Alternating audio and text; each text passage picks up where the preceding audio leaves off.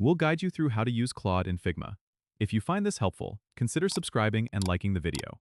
First, open Figma on your desktop and make sure you're signed in to your account. Now, go to the top right corner and click on the Plugins icon. In the Plugins menu, select Browse Plugins in Community. In the search bar, type Claude and press Enter. You should see Claude among the search results. Click on it, then click on the Install button to add it to your Figma.